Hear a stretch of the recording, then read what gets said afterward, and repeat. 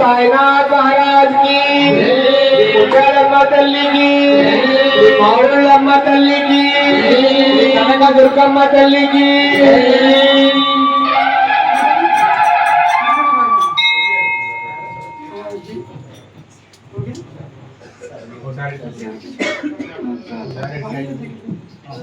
బాబా వారికి ఉయ్యాల సేవ కార్యక్రమంతో ఈ కార్యక్రమం ఇస్తున్నాం. బాబా వారికి మనం కూడా ఉయ్యాలు ఊగితే ఎంత ఆనందంగా ఆహ్లాదంగా ఉంటుందో అలాగే ఇక్కడ వచ్చిన వారు చేయించిన వారు అందరూ కూడా ఆనందోత్సవాలతో ఉండాలని బాబా వారిని మనసారా కోరుతూ బాబా వారికి ఆఖరిగా కాసేపు సేవ తీర్చుకోమన్నట్లుగా ఆయనకి ఉయ్యాల సేవా కార్యక్రమం. साईनाथ महाराज के गुरुदेव दत्त को साईनाथ महाराज की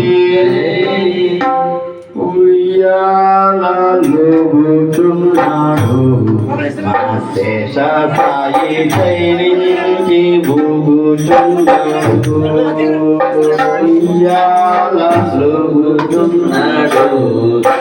शेष साई शैलिंगी भूगुचुन्नाडु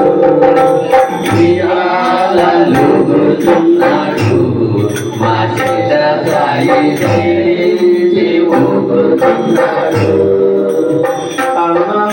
ఆనందయనుడు ఆనందబాలుడు నాలుగు వేదముల వంటి నాలుగు మూల పట్టి ఉయ్యాలలుగుచున్నాడు శేష సాయి ఊగుచున్నాడు ఉయ్యాలలుగుచున్నాడు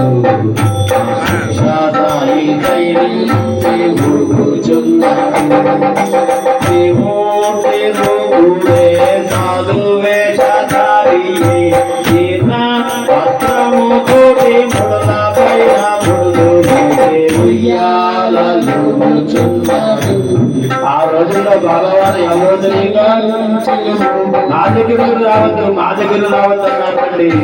ఈ రోజున లక్షలాది మంది ఆయన దగ్గరికి వెళ్ళి రక్షింపబడుతూ ఉన్నారండి.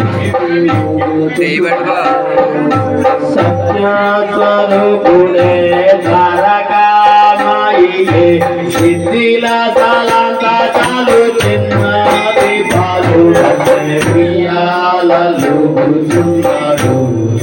బాబావారు మహిమలు ఒకటా రెండా ఎవరైనా సరే సాయి సాయి అంటే చాలు 70 సంవత్సరాల ఉన్నా సరే రక్షిస్తాను చెప్పారండి. స్వామి సాయినాథుడే శ్రీక్షేత్రవాసుడే ఆది అంతము మధ్య ఆది ఉయ్యాలలుగుచున్నాడు. కాబట్టి కలికాలంలో గురువు అంటే బాబావారు. అటువంటి ఆయనకి దర్శనం చేస్తే చాలు మన జన్మ చరితార్థమవుతుంది. వైకుంఠదాముడే క్షీరాసవాసుడే మన భక్త కోటికి కదలవెయ్యగ చాలు ఉయ్యాలలుగుచున్నాడు. కాబట్టి ఈ గురు పౌర్ణమి రోజున ఆయన సన్నిధిలో ఎవరైతే ఉంటున్నారో పారాయణ చేస్తారో వారందరికీ కూడా గురు అనుగ్రహం కలిగి మంచి మార్గంలో నడుస్తారని